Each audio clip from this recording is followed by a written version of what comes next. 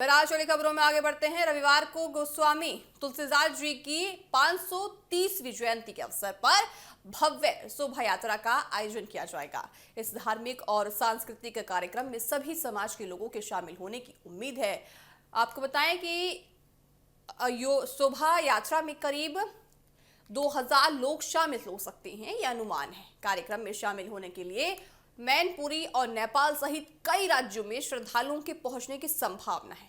शोभा यात्रा निर्धारित स्थान से शुरू होगी और लाल किले चौक तक होते हुए गोस्वामी तुलसीदास जी के पुराने धरने तक पहुंचेगी। वह स्थापित बाबा तुलसीदास जी की प्रतिमा पर श्रद्धालुओं और कार्यक्रमों में शामिल लोगों की ओर से यहाँ पे स्वागत उनका किया जाएगा। इसके बाद शोभा यात्रा वापस आपको बताएं कि कन्हैया बाजार पहुंचेगी। यहाँ श्रद्धालुओं और शोभा यात्रा में शामिल सभी लोगों के लिए भंडारे का आयोजन भी किया गया है। जिसने आयोजन किया है उनके अनुसार कार्यक्रम का समापन करीब दोपहर 2 बजे तक हो जाएगा। कार्यक्रम को लेकर लोगों में उत्साह है और तैयारियां भी तेज की जा रही हैं। अखिल भारतीय गोस्वामी महासभा के अध्यक्ष डॉक्टर धनंजय गिरी ने कहा कि बाबा तुलसीदास जी के लिए ये महत्वपूर्ण पल है। तुलसीदास जी की जन्म जयंती मनाने की परंपरा वर्षों से चली आ रही है। उन्होंने कार्यक्रम में मौजूद मीडिया कर्मियों यानी श्रद्धालुओं और सभी लोगों का आभार भी जताया है।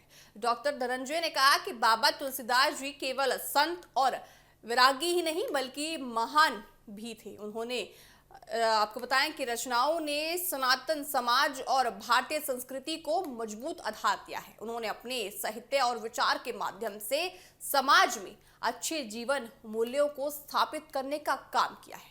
आइए आपको सुनाते हैं कि डॉक्टर ने क्या कुछ जानकारी दी है और किस तरह से भंडारे की बात उन्होंने सभी को बताई है। बाबा तुलसी के नाम से जो भंडारा लगेगा उसका प्रसाद वितरण किया जाएगा।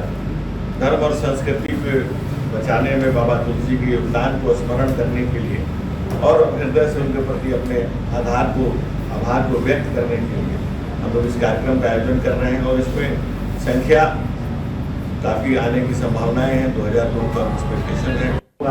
अब हमारे मीडिया के साथ वजह से मीडिया ने दूरियां मिटा दी हैं। अब वर्चुअली को बहुत दूर नहीं रह गया। अब आपके सहयोग से ये चीज़ें और दूर तक फैलेंगी।